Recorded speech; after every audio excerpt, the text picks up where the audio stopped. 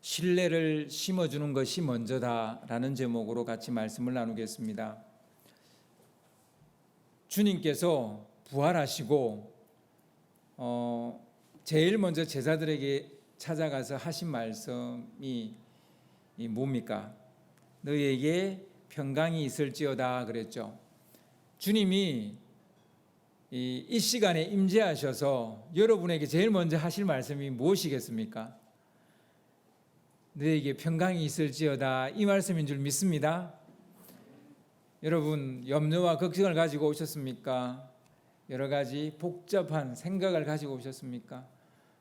무거운 삶의 짐을 지고 오셨습니까? 여러분 가운데 주의 평화가 임하기를 원합니다. 아멘. 신뢰를 심어주는 것이 먼저다. 이 제목을 가지고 여러분과 말씀을 나누겠습니다.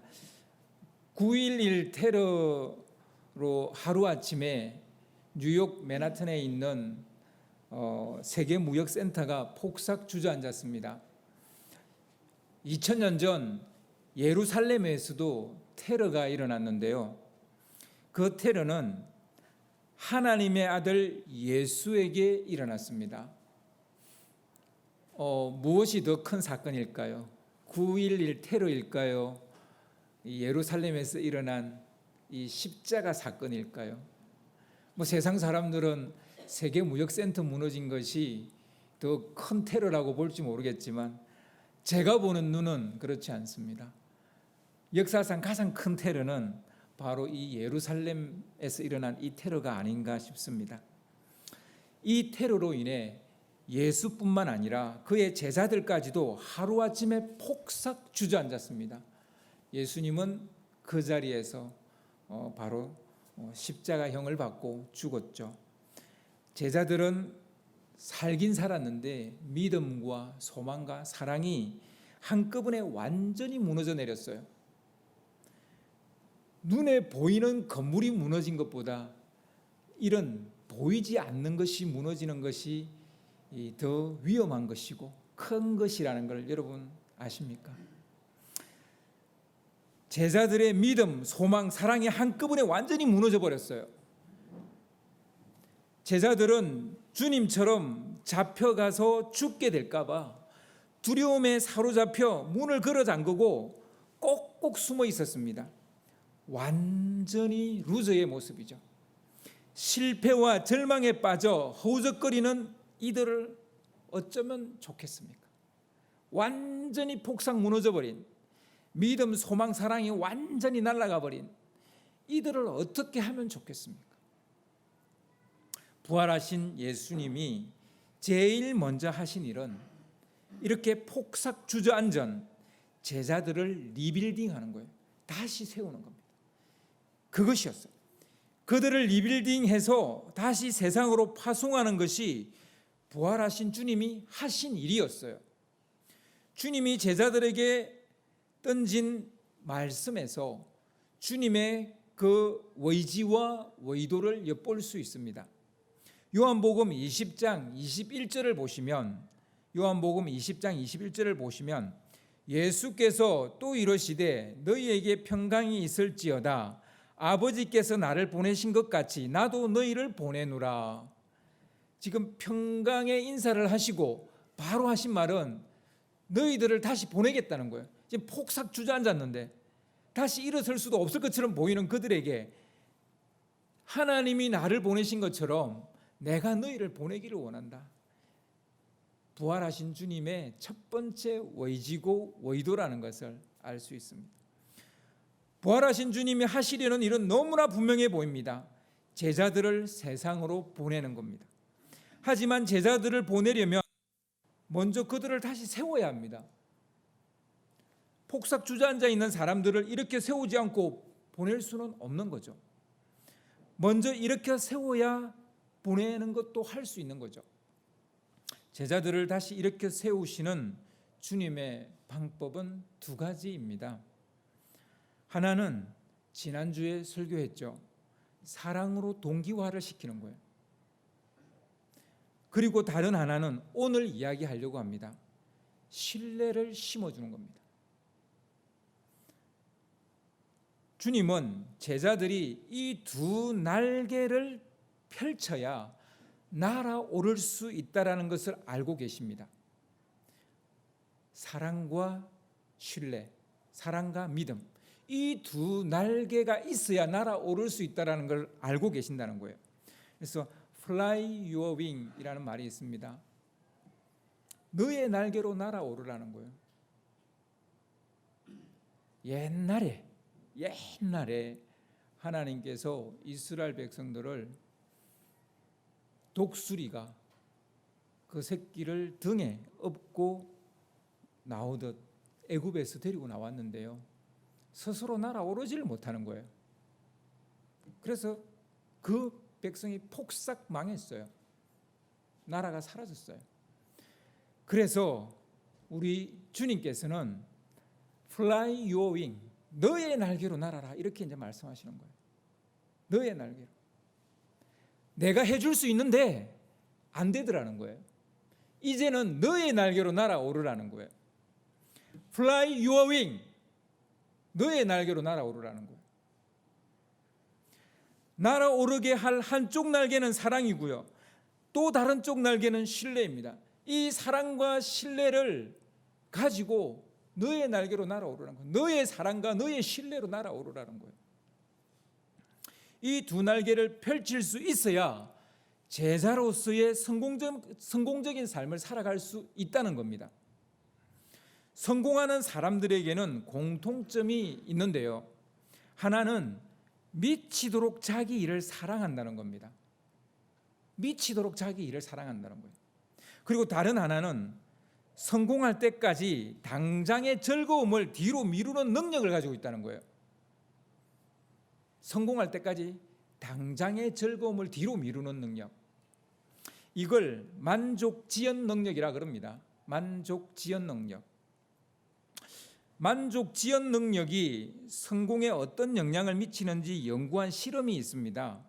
1960년대 스탠퍼드 대학의 심리학자 월터 미셸이 아이들이 좋아하는 마시멜로를 방 안에 둔 상태에서 4살 아이들이 방 안에 혼자 있으면서 마시멜로의 유혹을 참을 수 있는지를 관찰을 했어요.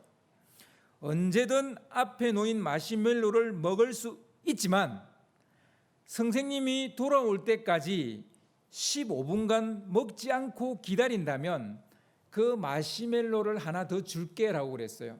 기다리면 마시멜로를 2개 먹어요. 근데 기다리지 않으면 그 하나 먹는 거로 끝나는 거예요. 더 주겠다는 조건으로 아이들의 만족지연 능력을 보는 실험을 한 겁니다. 이 연구가 유명해진 것은 15년 후입니다. 연구했던 그 당시가 아니고 15년 후에 유명해졌는데요, 이 아이들을 추적 조사한 결과 때문입니다. 15분을 끝까지 참은 아이들이 그렇지 못한 아이들에 비해 미국 대학 수학 능력 시험 SAT 있죠, 더 우수한 성적을 받았고 사회성과 대인관계가 더 뛰어났다라는 연구 결과가 나왔기 때문입니다. 만족지연 능력이 있는 아이들이 더 성공할 확률이 훨씬 높더라는 것을 이 실험이 말해주고 있습니다. 만족지연 능력, 다른 말로 하면 자제력입니다. 자제력이 성공에 미치는 영향이 크다는 이 실험이 알려지면서 부모들은 아이들에게 자제력을 키우는 교육에 막 열을 올렸습니다. 미국에 그런 붐이 일었어요. 그런데 이후에 또 다른 마시멜로 실험이 있었어요. 로체스터 대학의 셀레스트 키드 교수가 흥미롭고도 창의적인 마시멜로 실험을 했어요. 28명의 3세에서 5세 아이들을 2군으로 나누어서 한 군은 신뢰할 만한 상황을 경험하게 하고 다른 한 군은 신뢰할 수 없는 상황을 경험하게 했습니다.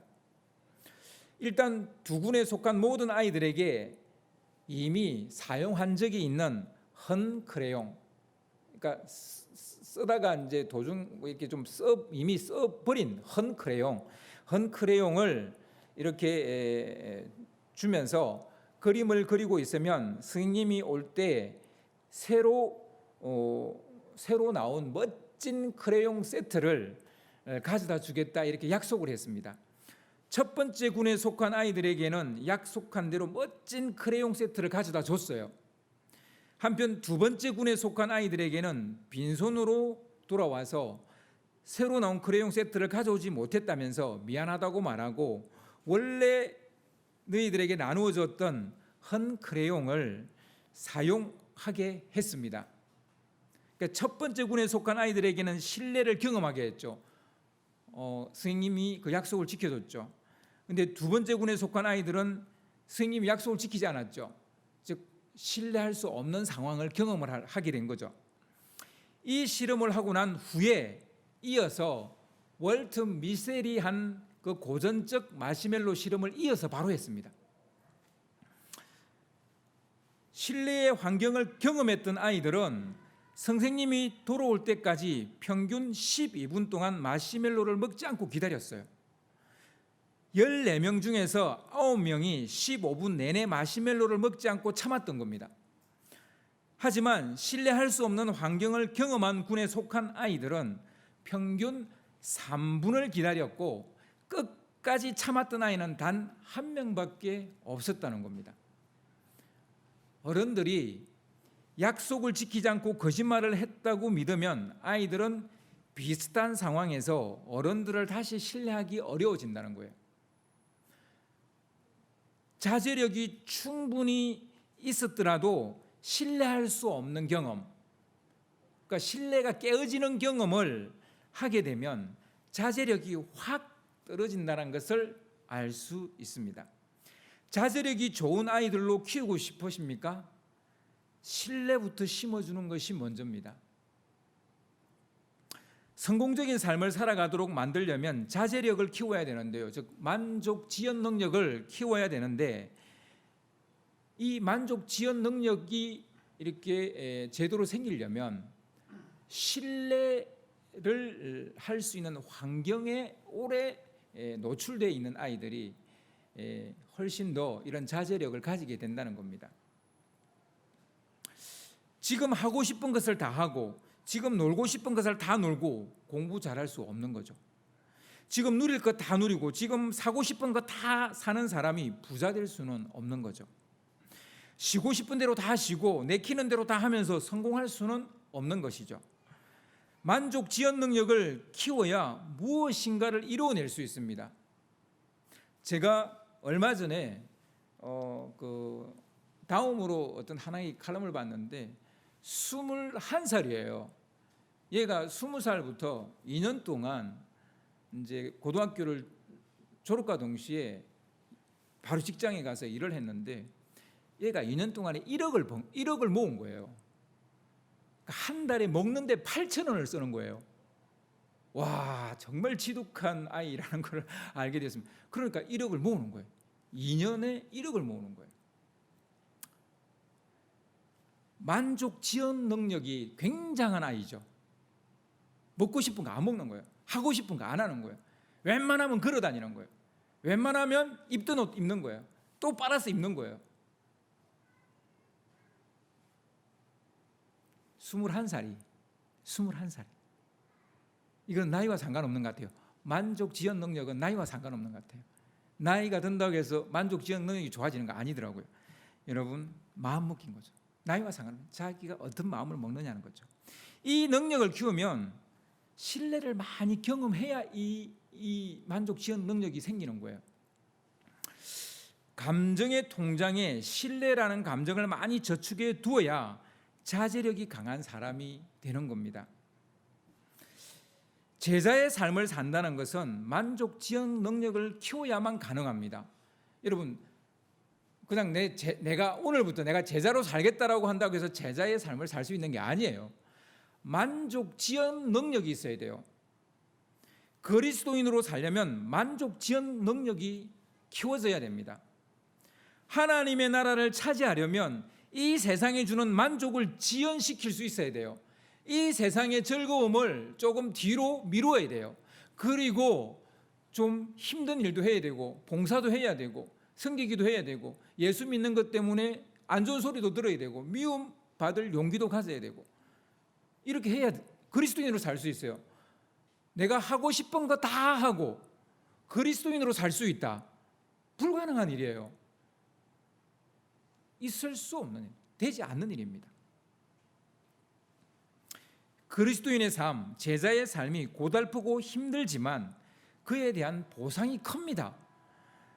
만족지연으로 삶이 고달프고 세상적 재미는 없을 수 있지만 나중에 받게 될 영광과 좋게 비교할 수 없는 거죠. 대가 지불 없이 성공할 수는 없는 겁니다. 이것이 승리하는 그리스도인의 삶입니다. 우리가 승리하는 삶, 승리하는 그리스도인의 삶 이런 말 굉장히 많이 합니다. 그런데 대가 지불할 마음이 없어요. 이 말은 많이 하는데 만족 지연 능력이 없어요. 만족을 지연할 마음이 없어요. 그런데 승리하는 그리스도인으로 살겠다는 거예요. 그게 가능합니까? 가능하지 않아요. 그리스도인으로 산다는 것은 내가 포기하는 것, 내가 내려놓는 것이 많다는 얘기예요. 내려놓지 않고 포기하지 않고 그리스도인으로 살 수 없어요. 즉 만족 지연 능력이 있어야만 그리스도인으로 살 수 있어요. 자제력을 키우려면 먼저 신뢰받는 경험을 많이 해야 되는데요. 이 신뢰받는 경험이 우리에게 있느냐라는 겁니다. 우리의 감정의 통장에 신뢰감을 많이 저축한 사람일수록 자제력이 뛰어나고 자제력이 뛰어난 사람일수록 하고자 하는 일을 이루어낼 수 있습니다. 오늘은 여러분과 함께 어떻게 신뢰를 쌓을 수 있는지를 살펴보겠습니다. 신뢰가 쌓여야만 자제력이 생기니까 그럼 어떻게 신뢰를 쌓을 거냐, 어떻게 내 안에 이 신뢰를 쌓아둘 거냐, 이것을 여러분과 살펴보려 하는 겁니다. 신뢰는 심어주는 것이고 쌓이는 것이고 높아지고 강해지는 거예요. 먼저 신뢰를 심어주기 위해 상처를 숨기지 말아야 합니다. 상처를 숨기지 말아야 합니다. 상처는 아픔입니다. 쓰라린 고통입니다. 상처 안 받고 싶은 것은 인지상정입니다. 상처가 아물고 회복되기를 바라는 것도 지극히 당연한 것입니다. 그러나 살면서 상처는 피할 수 없는 것이라는 사실이에요. 상처 안 받을 수 없다는 겁니다. 상처 안 받고 사시는 분 계세요? 그런 사람 없어요. 그리고 상처를 무조건 지워버릴 것으로만 생각하는 사람이 많은데 그것 또한 꼭 좋은 것은 아닙니다. 상처는 지워버릴 게 아니라 내가 잘 해석하는 것이 중요합니다. 상처를 무조건 지워버릴 것으로만 생각을 하게 되면 결국은 나의 과거를 잊어버리겠다는 얘기가 되죠. 상처는 자기가 어떤 삶을 살아왔는지를 보여주는 선명한 이력서와 같은 겁니다. 자기가 걸어온 길이에요. 자기가 어떤 사람인지를 보여주는 겁니다. 상처를 지운다는 것은 내 삶의 이력을 지우는 것과 같아요. 반면 거울로 삼지 않겠다는 거예요. 여러분, 상처를 받는 것은 누구나 받는 거지만 그 상처 때문에 더 성장하는 사람이 있고 그 상처 때문에 더 기울어지는 사람이 있어요. 그래서 상처가 문제가 아니에요. 상처를 어떻게 받아들이느냐, 어떻게 해석하느냐의 문제지. 상처 그 자체는 우리에게 때로는 유익이 될 수 있다라는 것입니다. 예수님의 손과 발에 난 못자국과 옆구리에 난 창자국은 그가 우리를 위해 어떤 일을 하셨는지를 보여주는 변하지 않는 예수님의 삶의 흔적입니다. 대속의 십자가를 지셨다는 정표입니다. 하나님이 세상을 사랑한 정표예요. 뿐만 아니라 다시 살아나셨다는, 주님이 다시 살아나셨다는 부활의 징표이기도 합니다. 예수님의 상처는 제자들에게 자기가 다시 살아난 바로 그 예수라는 것을 알리는 정표였습니다. 제자들은 주님의 손과 발에 난 못자국을 보고 예수인 줄 알았어요. 요한복음 20장 20절을 보면, 요한복음 20장 20절을 보면 이 말씀을 하시고 손과 옆구리를 보이시니 제자들이 주를 보고 기뻐하더라. 예수님이 다시 살아나신 날은 안식 후 첫날이에요. 그죠? 안식 후 첫날입니다. 그날 이른 아침에 막달라 마리아에게 부활하신 주님께서 자신을 드러내 보이셨죠. 그리고 그날 저녁, 그러니까 안식 후 첫날 그날 저녁에 제자들이 마가의 다락방에 모여 있었는데 그곳에 예수님이 자신을 또한 드러내셨습니다. 도마 빼고 10명의 제자들이 모여 있었는데 그때 그들은 예수님을 보게 됩니다. 그리고 예수님의 손의 못자국과 옆구리의 창자국을 보게 됩니다. 그리고 그분이 예수님이라는 것을 확신을 하게 됐고 기뻐했습니다. 사실 이 안식 후 첫날, 이날은 예루살렘이 하루 종일 어수선했어요. 십자가형으로 죽은 예수의 시신이 사라져 버렸기 때문입니다. 총독과 빌라도 총독과 대제사장은 예수의 제자들이 그들의 선생의 시체를 훔쳐갔다면서 거짓말을 하고 또 그렇게 둘러댔어요. 그리고는 예루살렘을 이잡듯이 뒤지며 제자들을 찾았어요. 참 웃기죠. 웃기는 짬뽕이죠. 제자들이 훔쳐가지도 않았는데 제자들에게 덤탱이를 씌우고 제자들을 찾고 있습니다. 제자들은 잡힐새라 쥐죽은 듯이 마가의 다락방에 숨어 있었습니다. 하루 종일 문을 걸어 잠그고 죽은 듯이 그렇게 지내고 있었어요. 해가 떨어지자 제자들을 찾던 군인들의 소란이 조용해졌습니다. 막 이제 한숨을 돌리는 거야. 막 한숨을 돌리는 그 순간 갑자기 그들 가운데 예수님이 서 계시는 거예요. 어떤 존재가 뽕 하고 나타난 거예요. 그리고는 너희에게 평강이 있을지어다라고 말씀하시는데 평강은커녕 기절초풍하는 줄 알았죠. 기겁을 했어요. 갑자기 나타나니까 얼마나 놀랬겠어요. 문이 열린 적이 없는데 갑자기 그들 앞에 예수님이 나타나니까 놀랄 수밖에 없었습니다. 뒤로 나다빠졌던 제자들에게 주님은 손과 옆구리를 보여주셨습니다. 못 박힌 손과 창에 찔린 옆구리를 보고서야 그들은 그가 진짜 예수님이라는 사실을 알게 되었고 그리고 기뻐했던 겁니다. 예수님의 상처는 자신이 예수라는 것을 밝혀줄 뿐만 아니라 죽었다 살아나셨다라는 부활을 증명해 주는 그런 표식이 된 거예요.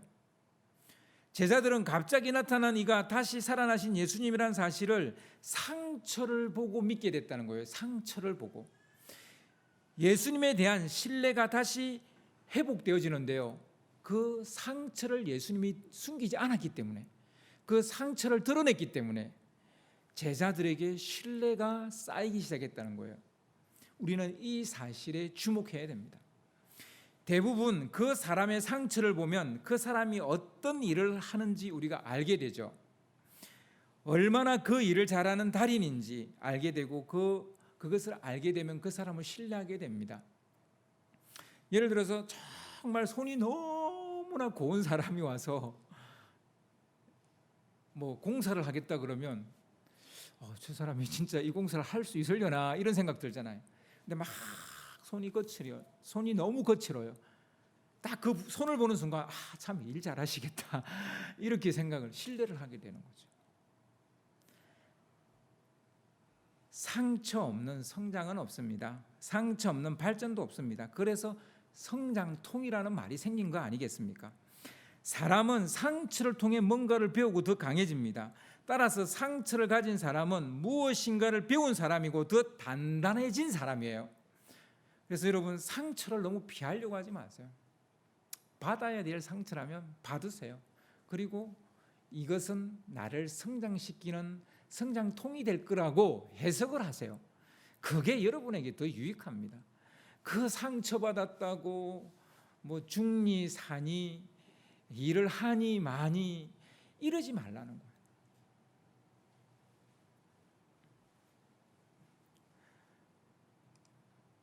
우리는 상처를 보여주지 않으려고 하죠.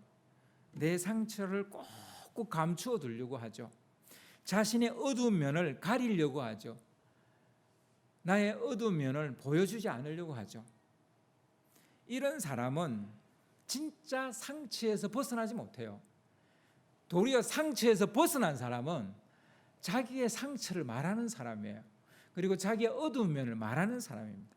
그 사람이야말로 진짜 그 상처에서 벗어난 사람입니다. 아무튼 상처를 숨기는 사람은 절대로 상대로부터 신뢰를 얻지 못합니다. 항상 거리를 두고 있기 때문에 가까워질 수가 없습니다. 예수님이 최고의 치유자가 되시는 것은 상처를 입은 자이기 때문입니다. 예수님이 우리의 친구가 되실 수 있는 것은 우리처럼 시험을 받기도 하셨고 괴로움과 고통을 경험해 보셨고 심지어 우리 인간들처럼 죽음도 경험해 보신 분이에요.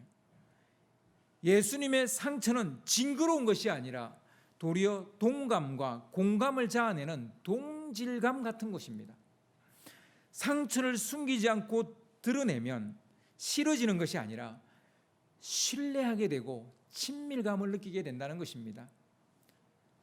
제자들에게 신뢰감을 높여주기 위해서, 신뢰감을 심어주기 위해서 예수님이 하신 첫 번째 행동은 자신의 상처를 보여줬다는 거예요.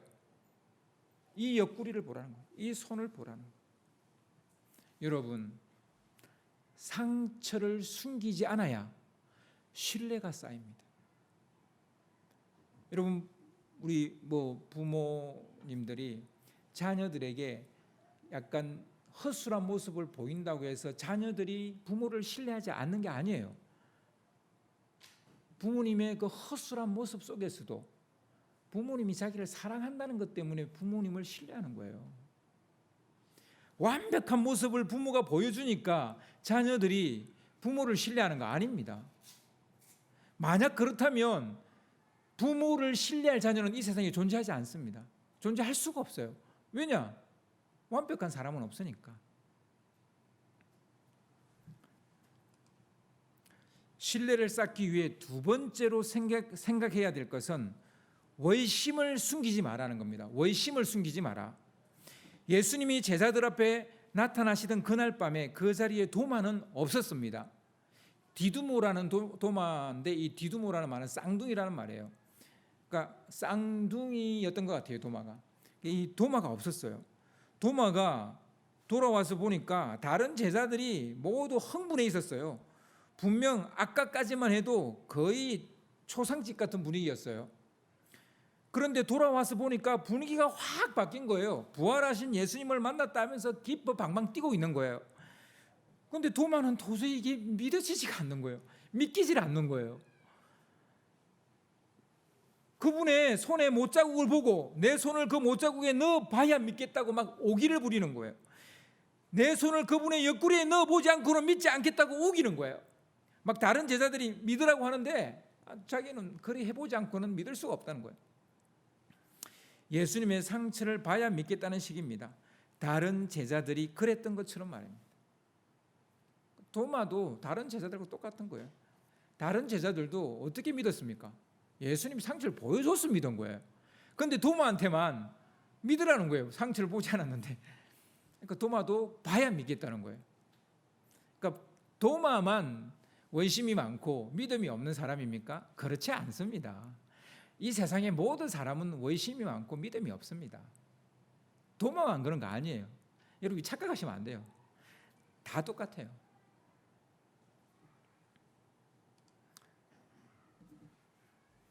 예수님의 상처를 봐야 믿겠다는 도마.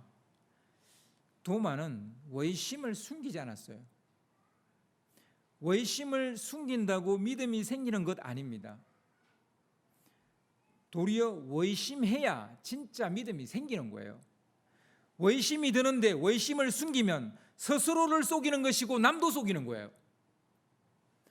원심이 들면 원심이 든다고 말을 해야 원심을 깨트릴 해법을 찾는 거예요. 근데 그 원심이 들었는데 그 원심을 그냥 꽉 눌러놓는 거예요. 그럼 믿음도 안 생기고 원심도 해결도 안 돼요. 원심이 들면 원심이 든다고 말을 해야 되는 거예요. 원심을 숨기는 것은 결국은 맹목적인 믿음이 됩니다. 그럼 맹목적인 믿음은 위험한 믿음이에요. 맹목적인 믿음이야말로 진짜 믿음에 이르지 못하게 하는 바리게이트입니다. 진짜 믿음에 이르지 못하게 하는 바리게이트. 그게 사실은 맹목적인 믿음이에요. 무조건 믿어. 그럼 무조건 믿고 싶은데 그게 됩니까? 내 머리 안에 논리도 있고 또 보여야만 되는 어떤 뭔가 있는데 그렇게 하라고 해서 그게 되는 거예요? 원심을 풀어야죠. 원심을 하나하나 풀어야죠. 풀어야 믿어지는 겁니다. 그게 사람이에요. 대놓고 믿으라 그러면 믿어집니까? 안 믿어지잖아요. 도마는 주님이 다시 나타나시길 내심 기다렸어요. 나한테도 보여주시겠지. 나한테도 나타나시겠지. 일주일이 지났는데 안 나타나는 거예요. 그 발행과 달리 주님이 안 나타나는 거예요. 도마의 의심은 깊어져만 갔어요. 그렇게 8해가 되던 날 주님이 다시 나타나셨어요. 물론 이때 도마도 있었습니다. 주님은 다짜고짜 도마를 바라보시며 한 소리 하셨습니다. 오늘 본문 27절을 보면, 오늘 본문 읽었던 본문 27절을 보면 도마에게 이르시되 내 손가락을 이리 내밀어 내 손을 보고, 그러니까 예수님의 손을 보고, 그리고 너의 손을 내밀어서 내 옆구리에 넣어보라. 주님은 다 듣고 있었죠. 도마의 말을 다 듣고 있었죠. 그죠? 그러니까 이 손도 보고 이 옆구리도 보라고 그렇게 말하죠. 그리고 손도 넣어보라 말하죠. 그리하여 믿음 없는 자가 되지 말고 믿는 자가 되라. 신뢰는 믿음을 숨겨서 생기는 것이 아니고 의심을 풀어야만 생기는 겁니다. 지금 예수님은 도마의 의심을 풀어주고 있잖아요. 보지 않고 그냥 믿으라 한 게 아니라 지금 손 보라는 거예요. 옆구리 보라는 거예요. 손도 넣어 보라는 거예요. 신뢰를 쌓기 원한다면 의심을 숨기지 말아야 됩니다. 보지 않고 믿는 믿음은 어느 날 갑자기 생기는 것 아니에요. 의심을 하나씩 풀어가다 보면 믿음이 쌓이게 되고, 믿음이 쌓이면 보지 않고도 믿게 되는 거예요. 그러니까 손이고 옆구리고 보여주지도 않고 도마에게 무조건 믿으라 이렇게 한 게 아니고 손을 보여주고 옆구리도 보여주고 만져보게 하고, 그리고 보지 않고 믿는 믿음이 되도록 해라 이렇게 말씀하시는 거예요. 지금 보지 않고 믿는 믿음을 가지라가 아니라 그런 신뢰를 쌓으라는 거예요. 비록 주님께서 도마에게 보지 않고도 믿는 믿음을 가지라고 하셨지만 당장 보여주심으로 그의 의심부터 풀어주셨다는 사실을 우리는 놓쳐서는 안 됩니다. 이걸 놓치는 거예요. 이걸 놓치고 무조건 믿으라 하는 거예요. 무조건 보지 않고도 믿으라는 거예요. 그게 됩니까? 안 되잖아요. 주님과의 신뢰관계가 쌓이면요, 보지 않고도 믿게 됩니다. 근데 이 신뢰관계가 안 쌓이면 보이지 않는데 어떻게 믿어요? 마지막으로 신뢰를 높이기를 원한다면 약속을 지켜야 됩니다. 예수님은 죽었다가 사흘 만에 다시 살아날 것이라는 약속을 지켰습니다. 예수님은 갈릴리에서 만나겠다고 했죠. 제자들을 만나겠다고 했죠. 정말 예수님은 갈릴리를 찾아오셨고 그 약속을 지켰습니다. 보혜사 성령을 보내주실 것이라고 약속을 하셨고 그 약속을 지키셨습니다.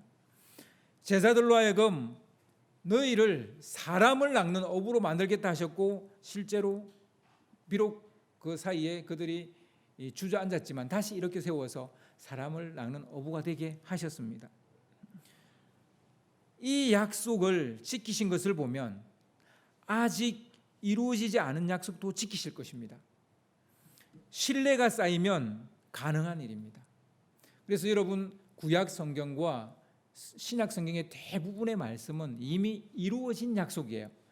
이 약속의 말씀을 계속 읽다 보면 앞으로 이루어지지 않은 다시 오실 주님, 재림의 주님 우리가 믿을 수 있게 되는 겁니다. 그래서 성경을 많이 읽으면 뭐가 쌓인다? 신뢰가 쌓이는 거예요.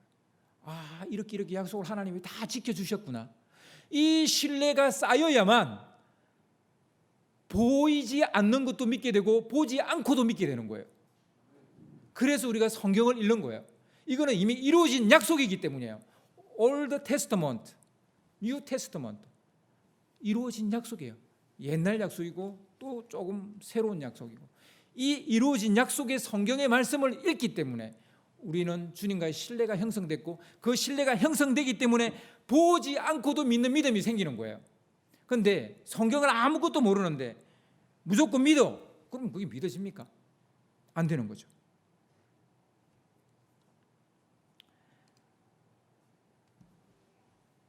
이 약속을 믿는다면 우리는 만족 지연 능력을 키울 수 있는 겁니다. 자제력은 신뢰로 쌓이는 겁니다. 어른들이 새 크레용 세트를 주겠다 해서 그것을 딱 받았을 때 마시멜로 시럽으로 바로 이어가면, 아, 기다리면 또 마시멜로 하나 더 주겠구나, 신뢰가 생긴 거예요. 그 신뢰가 생기니까 만족 지연 능력이 생기는 거예요. 아, 조금만 참자, 내가 그럼 2개 먹을 수 있어, 이렇게 되는 거예요. 이런 선순환이 일어날 때 우리는 성공적인 삶을 살 수 있고 승리하는 그리스도인이 될 수 있습니다. 말씀을 정리하려고 합니다. 신뢰를 심어주는 것이 먼저입니다. 신뢰를 쌓는 것이 먼저입니다. 신뢰를 높이는 것이 먼저입니다. 주님은 제자들에게 신뢰를 심어주고 난 후에 내가 나를 사랑하느냐라고 물었다는 것이죠. 그리고 내 어린 양을 먹이라는 부탁도 하셨다는 겁니다. 이 순서를 기억하셔야 돼요. 제가 설교는 사랑의 동기화를 먼저 했지만 성경의 순서는 아니에요. 성경의 순서는 이 도마 얘기가 먼저 나오고, 그 다음에 베드로에게 너가 나를 이 사람들보다 사랑하느냐라고 묻는 말씀이 나오고, 내 어린 양을 먹이라는 말씀이 나온다는 사실이에요. 여러분, 신뢰 위에 사랑이 쌓이는 것이지 사랑 위에 신뢰가 쌓이는 게 아니에요. 그래서 여러분, 항상 모든 관계에서 신뢰가 가장 기초라는 것을 여러분 반드시 기억하셔야 됩니다. 신뢰가 쌓이지 않는데 사랑을 요구하면 도망을 치게 됩니다. 저 사람이 믿어지지 않는데 사랑한다고 그러는데 그걸 어떻게 믿어요? 그래서 도망을 치는 거예요. 신뢰가 쌓이지 않는데 무엇인가를 요구하면 피해버립니다. 안 만나려고 그럽니다. 숨어버립니다. 신뢰가 쌓이면 그 사람의 요구를 들어줄 수 있어요. 근데 신뢰가 쌓이지 않으면 그 사람 요구 들어주기가 어렵습니다. 그냥 피해버립니다. 먼저 신뢰를 쌓을 수 있는 환경을 우리 자신과 우리 아이들에게 많이 제공하는 것이 중요합니다. 그리고 충분히 의심할 수 있게 해야 됩니다. 의심하지 마라 그러지 말고 그 의심을 삶으로 이렇게 풀어갈 수 있도록 기다려줘야 돼요. 기다려줘야 됩니다. 믿음이 어느 날 갑자기 집회 갔다 와서 빵 하고 그 믿음 다 무너집니다.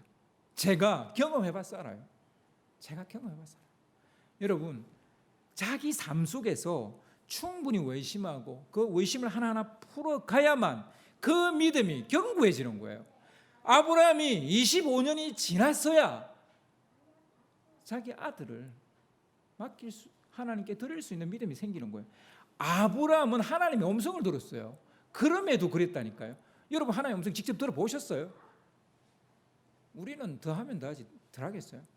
믿음은 차근차근 성장해 가는 거예요. 어느 날 폭발적으로, 물론 그런 경우가 있기는 한데 그런 사람은 주저앉는 것도 폭삭 금방 주저앉아요. 의심을 풀어가면서 보는 것을 넘어 보지 않고도 믿는 믿음이 생기도록 해야 되는 겁니다. 상처를 숨기지 말아야 합니다. 자신이 어떤 사람인지 선명하게 보여주는 징표인데, 자기의 이력서인데 이력서 없이 어디 자기를 드러낼 수 있습니까? 상처는 신뢰를 놓는 시금석과 같은 거예요.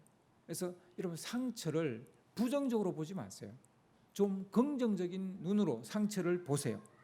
마지막으로 충분히 약속을 지키는 것을 경험해야 됩니다. 여러분, 자녀들에게 한 약속은 반드시 지키세요. 그것이 자녀들로 하여금 만족 지연 능력을 키워주는 방식입니다. 그렇게 할 때 흔들리지도 무너지지도 않는 신뢰의 기반 위에 서게 될 것입니다. 그래서 신뢰가 신뢰를 놓는 것이 먼저인 겁니다. 여러분, 이런 신뢰의 기반 위에 서시게 되시기를 주님의 이름으로 축원합니다.